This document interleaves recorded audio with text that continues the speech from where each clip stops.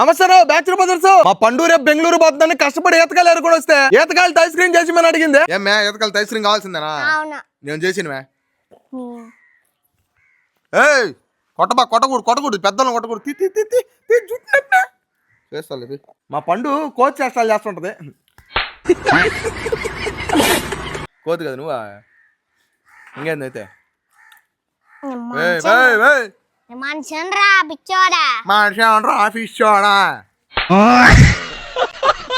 పండు అంతే అండి. ఒకసారి పిచ్చి పిచ్చిగా బిహేవ్ చేస్తుంటది, ఒకరంత పిచ్చి మెంటలు రెండు ఉంటాయి. మీరేమనుకో బాగండి.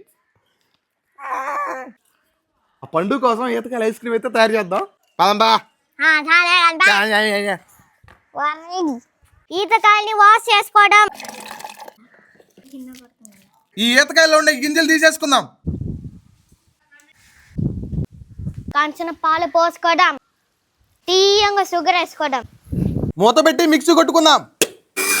గుజ్జుని కప్పులో వేసి ఫ్రీజర్ లో పెడదాం.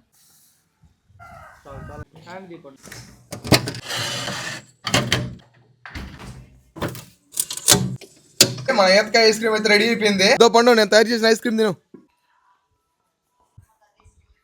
తీయంగా అద్దరిపోయింది, బాగుంది, తీయ ఉన్నాయి.